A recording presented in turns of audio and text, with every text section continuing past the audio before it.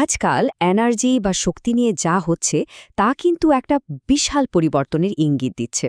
ব্যাপারটা শুধু শক্তি তৈরি করা নিয়ে নেই, আসল খেলাটা এখন হচ্ছে কে এই শক্তিকে কন্ট্রোল করতে পারে আর কিভাবে। তো চলুন এই ব্যাপারটায় আজ একটু ভালো করে বোঝার চেষ্টা করি। আচ্ছা, একটা কথা ভাবুন তো, আমরা তো এটাই শুনে আসছি যে ক্লিন এনার্জি মানে সোলার বা উইন্ড পাওয়ার দিন দিন সস্তা হচ্ছে, তাই না? কিন্তু যদি বলি ছবিটা ঠিক উল্টো, সাম্প্রতিক কিছু ডেটা কিন্তু আমাদের বেশ অবাক করে দেওয়ার মতোই তথ্য দিচ্ছে। ব্যাপারটা বেশ অদ্ভুত দেখুন।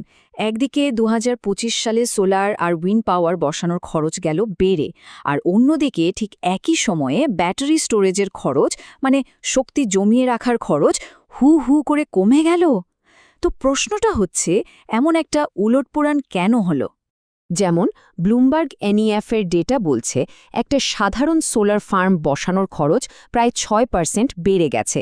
এতদিন ধরে যা কম ছিল হঠাৎ করে সেটা বাড়তে শুরু করেছে, মানে ট্রেন্ডটাই পাল্টে গেছে।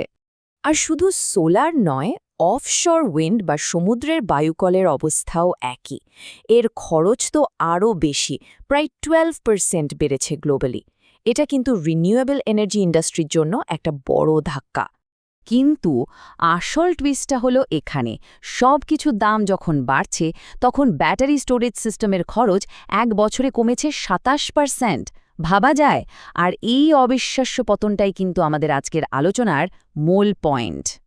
আচ্ছা, এই যে এত বড় একটা পরিবর্তন হচ্ছে, এটা ঠিকমতো বুঝতে গেলে আমাদের সোলার সিস্টেমের গোড়ার কিছু জিনিস জানতে হবে। চলুন সহজ করে বুঝি, যাকে বলে সোলার 1.0 আর সোলার 2.0-র মধ্যে পার্থক্যটা কি। প্রথমে আসি গ্রিড টাইড সিস্টেমে। এটাই হলো সবচেয়ে কমন, মানে বেশিরভাগ বাড়িতেই যা দেখা যায়। এটাকে আমরা বলতে পারি সোলার 1.0। সোজা কথায় আপনার সোলার প্যানেল সরাসরি ইলেকট্রিসিটি গ্রিডের সাথে কানেক্টেড। খরচ বাঁচে ঠিকই, কিন্তু যেই না গ্রিডে পাওয়ার চলে গেল, আপনার সিস্টেমও কিন্তু বন্ধ। এরপর আছে অফ গ্রিড সিস্টেম। নাম শুনেই বোঝা যাচ্ছে এর সাথে গ্রিডের কোনো সম্পর্ক নেই, মানে পুরোপুরি নিজের পাওয়ারে চলা। দারুণ ব্যাপার, কিন্তু এটা বসানোর খরচ অনেক বেশি আর সিস্টেমটাও বেশ জটিল। আর এই দুটোর মাঝখানে যেটা আসছে সেটাই হলো হাইব্রিড সিস্টেম, আর একেই আমরা বলছি সোলার 2.0। এটা হলো বলতে পারেন বেস্ট অফ বোথ ওয়ার্ল্ডস, মানে এটা গ্রিডের সাথেও কানেক্টেড থাকে, আবার সাথে একটা ব্যাটারি ব্যাকআপও থাকে। সুবিধার সুবিধা, নিরাপত্তার নিরাপত্তাও। এই টেবিলটা দেখলে পুরো ব্যাপারটা আরও পরিষ্কার হয়ে যাবে।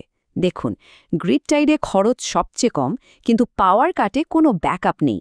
অন্যদিকে অফ গ্রিড আপনাকে পুরো স্বাধীনতা দেবে, কিন্তু পকেটে বেশ চাপ পড়বে। আর হাইব্রিড সিস্টেমটা ঠিকই দুটোর মধ্যে একটা দারুণ ব্যালেন্স তৈরি করে। তো এখন আসল প্রশ্নটা হলো, হঠাৎ করে কেন এই হাইব্রিড সিস্টেমগুলো এত জনপ্রিয় হয়ে উঠছে? মানে এর পেছনে আসল কারণটা কি? টাকা পয়সার ব্যাপার নাকি টেকনোলজির কোনো কারসাজি? ব্লুমবার্গ এনইএফ-এর পেছনে কয়েকটা ইন্টারেস্টিং কারণ খুঁজে পেয়েছে। ১ নম্বর কারণটা হলো ইলেকট্রিক গাড়ি বা ইভি মার্কেট। সেখানে এত বেশি ব্যাটারি তৈরি হয়েছে যে এখন সেই সাপ্লাই অন্যদিকেও চলে আসছে। ২ নম্বর হল ব্যাটারি কোম্পানিগুলোর মধ্যে প্রতিযোগিতা অনেক বেড়ে গেছে। আর ৩ নম্বর, সিস্টেম ডিজাইনগুলো এখন আগের চেয়ে অনেক বেশি স্মার্ট আর এফিশিয়েন্ট। তাহলে মোদ্দা কথা হলো একটাই, সস্তা ব্যাটারি, এটাই আসল গেম চেঞ্জার। এই একটা কারণে হাইব্রিড সিস্টেম এখন সাধারণ বাড়ি বা ছোট ব্যবসার নাগালের মধ্যে চলে আসছে। যেহেতু হাইব্রিড সিস্টেম এখন আগের চেয়ে অনেক বেশি সহজলভ্য, তাই বাড়িঘর আর ব্যবসার জন্য এটা কিন্তু দারুণ সব নতুন দরজা খুলে দিচ্ছে। চলুন দেখি ঠিক কি কি করা সম্ভব হচ্ছে। প্রথম যে কনসেপ্টটা আসছে সেটা হলো এনার্জি রেজিলিয়েন্স। এর মানে কিন্তু শুধু গ্রিড থেকে আলাদা হয়ে যাওয়া নয়। আসল মানে হলো গ্রিডের ওপর ভরসা না করে নিজের পাওয়ারের কন্ট্রোল নিজের হাতে রাখা। সোলারকের এই কথাটা কিন্তু দারুণভাবে পুরো ব্যাপারটা বুঝিয়ে দিচ্ছে। ওরা বলছে আসল শক্তি স্বাধীনতা গ্রিড ছেড়ে দেওয়া নয়, বরং গ্রিড যখন আপনাকে সাপোর্ট দিতে পারছে না তখন নিজের কন্ট্রোল নিজের কাছে থাকা। দেখুন, একটা ব্যাটারি এনার্জি স্টোরেজ সিস্টেম বা সংক্ষেপে বিইএস কিভাবে একটা বাড়ির পাওয়ার সিস্টেমের ব্রেন হয়ে ওঠে। এটা সোলার থেকে আসা পাওয়ার, গ্রিড থেকে আসা পাওয়ার সবকিছুকে খুব স্মার্টলি ম্যানেজ করে। তাহলে এই হাইব্রিড সিস্টেমের প্রথম বড় আর্থিক সুবিধাটা কি? এটাকে বলে পিক শেভিং ব্যাপারটা একটু বুঝিয়ে বলি। ধরুন বড় বড় ফ্যাক্টরি বা অফিসের ইলেকট্রিসিটি বিলে একটা ডিমান্ড চার্জ থাকে, মানে দিনের যে সময় সবচেয়ে বেশি পাওয়ার ব্যবহার হয় সেটার উপর ভিত্তি করে একটা বড় চার্জ দিতে হয়। তো ব্যাটারি এখানে কি করে, ঠিক ওই পিক সময়ে গ্রেড থেকে পাওয়ার না নিয়ে নিজের জমানো শক্তি ব্যবহার করে, ফলে ওই সর্বোচ্চ চাহিদাটাই কমে যায়। এই চার্টটা দেখুন, এখানে পরিষ্কার দেখা যাচ্ছে যে পিক শেভিং ব্যবহার করে গ্রিডের ওপর চাপটা কিভাবে কমিয়ে আনা যায়, আর এর সরাসরি প্রভাব পড়ে মাসের শেষে আসা ইলেকট্রিসিটি বিলের ওপর। আর দ্বিতীয় স্মার্ট কৌশলটা হলো লোড শিফটিং। এর আইডিয়াটা আরও সহজ।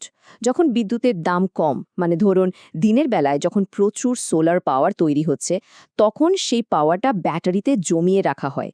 আর পরে সন্ধ্যায় যখন গ্রিডের বিদ্যুতের দাম বেড়ে যায়, তখন সে জমিয়ে রাখা শক্তিটা ব্যবহার করা হয়। সিম্পল, কিন্তু খুব কার্যকর। সব মিলিয়ে তাহলে যা দাঁড়াচ্ছে তা হল ভবিষ্যতের এনার্জি সেক্টরের খেলাটা আর শুধু কে কত বেশি শক্তি তৈরি করতে পারে তার মধ্যে আটকে থাকছে না। আসল খেলোয়াড় হবে সেই যে শক্তিকে সবচেয়ে ভালোভাবে ম্যানেজ বা কন্ট্রোল করতে পারবে। আর বিশেষজ্ঞরা বলছেন যে বিশ্বজুড়ে বিদ্যুতের চাহিদা এমনভাবে বাড়ছে যে রীতিমতো ইলেকট্রনের জন্য একটা নতুন রেস বা প্রতিযোগিতা শুরু হয়ে গেছে। এই বিশাল চাহিদার পেছনে কি কি আছে? আছে ডেটা সেন্টার, আর্টিফিশিয়াল ইন্টেলিজেন্স, সব ধরনের ট্রান্সপোর্টেশনের ইলেকট্রিফিকেশন, আর বিভিন্ন ইন্ডাস্ট্রির গ্রোথ। আর আমাদের বহু পুরনো গ্রিড সিস্টেম কিন্তু এই অমছম চাপ নিতে পারছে না।